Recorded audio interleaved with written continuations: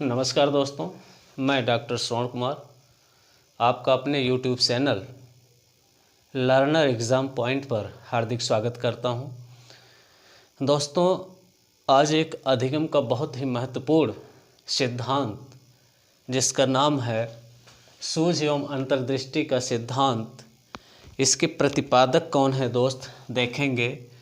तो इसके प्रतिपादक कौन हैं? इसके प्रतिपादक कौन है दोस्त? कोहलर हैं। कहाँ के थे दोस्त? जर्मनी के। कहाँ के थे? जर्मनी के थे दोस्त। और इनकी थीसिस का नाम क्या था? इनकी जो थीसिस थी, ऑडिशन, इनकी थीसिस का नाम है। क्या है? ऑडिशन इनकी थीसिस का नाम है। और दोस्त ये फ्रैंकफर्ट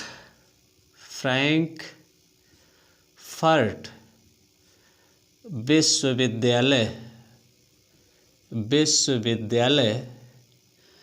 जर्मनी में प्रोफेसर थे। क्या थे दोस्त? प्रोफेसर थे। किस विषय के? मनोविज्ञान के। फ्रैंकफर्ट विश्वविद्यालय जर्मनी में। अब कोहलर की पुस्तक का नाम देख लीजिए दोस्त। कोहलर की पुस्तक का नाम क्या है? तो कोहलर की पुस्तक का नाम है the mentality of apps. Mentality of apps. और दूसरी पुस्तक इनकी है दोस्त गेस्टाल्ट साइकोलॉजी। Gestalt psychology. और आगे चलते हैं दोस्त। इनके और सिद्धांतों को इनके उपनाम भी हैं। तो यहाँ से फिर से देखिए, सूझ एवं अंतर्दृष्टि के सिद्धांत के प्रतिपादक कोहलर हैं, जर्मनी के मनोवैज्ञानिक थे। इनकी थीसिस थी ऑडिशन। फ्रैंकफर्ट विश्वविद्यालय जर्मनी में क्या थे? प्रोफेसर थे। कोहलर की पुस्तक का नाम है दोस्त द मेंटालिटी ऑफ एप्स और गेस्टाल्ट साइकोलॉजी। आगे चलते हैं दोस्त। स्कूल ऑफ गेस्टाल्ट की स्थापना भी इन्होंने किया था दोस्त। देखेंगे, स्कूल ऑफ गेस्टाल्ट की स्थापना भी किया था दोस्त। स्कूल ऑफ गेस्टाल्ट की स्थापना कहाँ किया था? जर्मनी में किया था दोस्त। इनका प्रयोग थोड़ा सा देख लीजिए। इनका जो प्रयोग है दोस्त वो चिंपैंजी पर है। और सबसे चालाक चिंपैंजी जो था वो सुल्तान था। कौन था दोस्त? सुल्तान था। और इनका सिद्धांत जो है दोस्त, ध्यान दीजिएगा, वो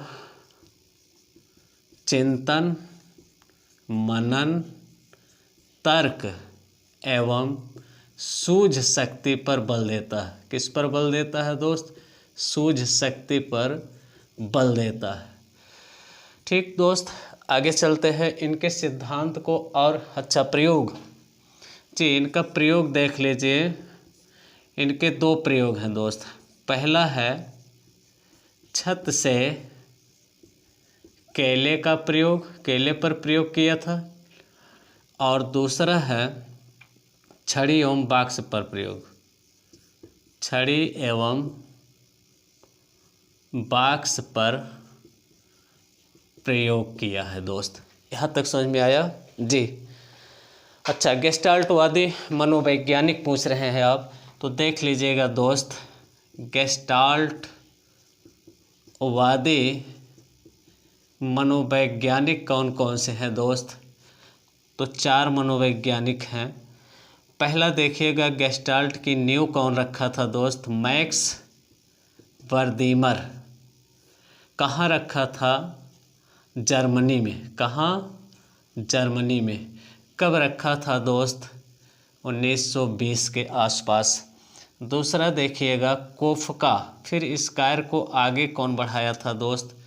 कोफका। कहाँ का था दोस्त? जर्मनी का था। और फिर तीसरा देखेंगे दोस्त, इसको आगे बढ़ाने का कार्य कौन किया था? कोहलर। ये भी कहाँ के थे? जर्मनी के। और चौथा कौन था दोस्त? Kurt Lewin. कौन था? Kurt Lewin. अब इनकी पुस्तकों को देख लीजिएगा दोस्त। मैक्स वर्दीमर की जो पुस्तक है वो मैंने बताया है दोस्त, थिंकिंग फेनोमेनम। फेनोमेनम, thinking phenomenon. कोफका की theories of Gestalt, theory of Gestalt. और कुर्ट लेविन की, नहीं, कोहलर की यहाँ पर मैंने 2 पुस्तक बता दिया है, the mentality of HEPS, gestalt psychology.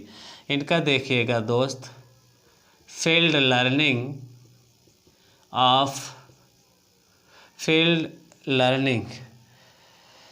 ठीक है, इनका क्या है? फील्ड लर्निंग, ठीक है, फील्ड लर्निंग किसका?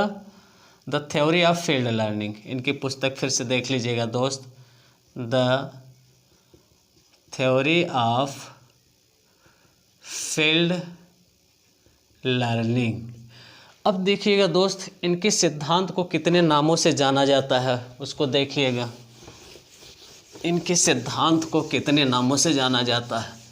यहाँ से अक्सर जो है दोस्त परीक्षाओं में कई बार पूछा गया है कि गेस्टाल्ट के सिद्धांत जो है वो कितने इसके उपनाम हैं। तो यहाँ नाम बदल बदल करके भी जो है वो आपके टीटी में पूछे गए हैं दोस्त, सीटेट में भी पूछा गया है। आगे चलते हैं, अब देखेंगे यहाँ पर कोहलर का सिद्धांत का उपनाम क्या क्या है।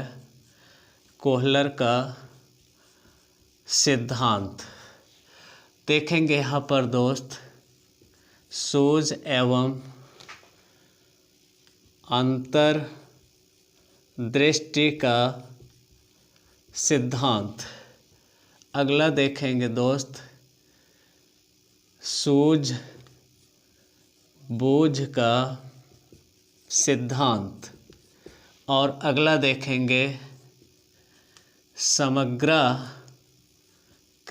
का सिद्धांत। अगला देखेंगे दोस्त संपूर्णाकार का सिद्धांत। अगला देखेंगे दोस्त पूर्णाकृति का सिद्धांत। अगला देखेंगे दोस्त समग्राकृति पूर्णाकृति, पूर्ण से अंश का सिद्धांत। और अगला देखेंगे दोस्त इनके सिद्धांत का नाम यूरेका का सिद्धांत। और अगला देखेंगे दोस्त बिंगो का सिद्धांत। तो कोहलर का सिद्धांत, सूझ एवं अंतर्दृष्टि का सिद्धांत, सूझबूझ का सिद्धांत, और फिर देख रहे हैं संपूर्णाकृति का सिद्धांत, फिर अधिगम के सूक्ष्म का सिद्धांत, ठीक है दोस्त, पूर्णाकृति का सिद्धांत, ठीक है, यूरेका का सिद्धांत, और क्या है? बिंगो का सिद्धांत। जी बिंगो मीन्स मैंने पा लिया, ठीक है, मैंने पा लिया अर्थात मैंने खोज कर लिया। और एक सिद्धांत और इसका नाम है आहा का सिद्धांत। आहा का सिद्धांत, आहा का सिद्धांत, बिंगो का सिद्धांत। तो देख रहे हैं दोस्त 1 2 3 4 5 6 7 और 8 और 9, लगभग 10 नामों से कोहलर के सिद्धांत को जाना जाता है दोस्त। आगे इसमें देखिएगा दोस्त, तो यहाँ पर इनके प्रयोग को थोड़ा सा देखिएगा। तो इनका प्रयोग जो था दोस्त, इन्होंने क्या किया था, एक कमरे में छत से कुछ केले को लटका दिया था और यहाँ पर लकड़ी के 3 गुटके रख दिए थे। और यहाँ पर देखेंगे दोस्त, तो ये जो 5 चिंपैंजी थे, ठीक है दोस्त, पहले ये क्या कर रहे थे, उछल कूद रहे थे केले को प्राप्त करने के लिए, ठीक है दोस्त। और एक जो यहाँ पर था दोस्त, वो जो है यहाँ पर वो बैठा था, ये कौन था? सुल्तान था। और ये लोग जो है उछल कूद करके जो है इस केले को प्राप्त करना चाहते थे, लेकिन केले की इतनी ऊंचाई थी दोस्त कि आसानी से उसको उछल करके जो है पाया या प्राप्त नहीं किया जा सकता था। फिर इन्होंने सबसे पहले दोस्त देखेंगे तो ये सब शारीरिक क्रिया पर बल दे रहे हैं, ठीक। दूसरा देखिए यहाँ पर जो ये सुल्तान था ये पहले पूरी परिस्थितियों का क्या करता है, जायज़ा लेता है, निरीक्षण करता है और एकाएक इसका ध्यान जाता है लकड़ी के 3 गुटकों पर। और जब लकड़ी के 3 गुटकों पर जाता है तो एक के ऊपर दूसरा और दूसरे के ऊपर तीसरा रख करके वो केले को क्या करता है, प्राप्त कर लेता है दोस्त। तो इससे निष्कर्ष क्या निकला, हमें शारीरिक क्रिया पर बल ना देकर किस पर बल देना चाहिए दोस्त, मानसिक क्रिया पर बल देना चाहिए। दूसरा निष्कर्ष ये निकला कि बच्चों को पढ़ाते समय रटाने पर बल नहीं देना चाहिए। क्या करना चाहिए, बल नहीं देना चाहिए। अर्थात शिक्षक को पढ़ाते समय बच्चे में सूझ शक्ति विकसित की जाए, ठीक है दोस्त, तर्क का विकास किया जाए, कल्पना का विकास किया जाए, चिंतन आदि समस्या को छोड़ दिया जाए, ठीक है, ताकि वो, इसीलिए आसवर्ण का एक मस्तिष्क उद्दीलन विधि है कि बच्चों के सामने कुछ समस्या प्रस्तुत कीजिए और उस समस्या का हल बालक स्वयं जो है करके सीखे। ऐसा में उससे उनको अनुभव की प्राप्ति होगी। इसलिए बच्चों को रटाने पर बल नहीं देना चाहिए, समझाने पर बल देना चाहिए। कौन सिद्ध करना चाहता था दोस्त, कोहलर। दूसरा प्रयोग इनका देखेंगे दोस्त, इनका दूसरा प्रयोग देखिएगा दोस्त। इन्होंने क्या किया था, दूसरा प्रयोग जो था उस दूसरे प्रयोग को इन्होंने एक छड़ी और बाक्स पर प्रयोग था, इसमें जो है बंद कर दिया था दोस्त। किसको बंद कर दिया था, ये मान लीजिए सर, ये कौन है दोस्त, मान लीजिए क्या है, सुल्तान है, इसमें बंद कर दिया था। और यहीं पर दोस्त इसने 2 छड़ी रख दिया था जो एक दूसरे में जुड़ सकती थी, ठीक है, छड़ी एक दूसरे में जुड़ सकती थी। और इतनी दूरी पर दोस्त केले रख दिए थे और कोहलर दोस्त आते हैं, एक बार उठा करके जो है उस छड़ी को क्या करते हैं, एक दूसरे में जोड़ करके और खेल करके और फिर छड़ी को अलग करके फिर यहाँ पर रख देते हैं। बड़े ही ध्यान से देख रहा था कौन दोस्त, ये सुल्तान। ये क्या करता है, फिर एक छड़ी को दूसरे छड़ी में जोड़ता है दोस्त और केले को खींच करके प्राप्त कर लेता है। इससे सिद्ध क्या होता है दोस्त कि अगर हम शारीरिक क्रिया पर बल ना दे करके मानसिक क्रिया पर बल दें तो एक क्षेत्र का सीखा हुआ ज्ञान दूसरे क्षेत्र में भी क्या होता है, स्थानांतरण होता है। अर्थात इससे सिद्ध क्या हुआ कि ज्ञान का स्थानांतरण, ज्ञान का या सीखे हुए अनुभव का, ज्ञान का स्थानांतरण तभी कर सकते हैं जब उसे तर्कपूर्वक व मानसिक क्रिया पर बल देकर सीखें। मानसिक क्रिया का उपयोग करके सीखें, हम उपयोग करके सीखते हैं। अर्थात रट करके, जो रटते हैं उसका कभी भी सीखने का स्थानांतरण नहीं होता। नमस्कार दोस्तों।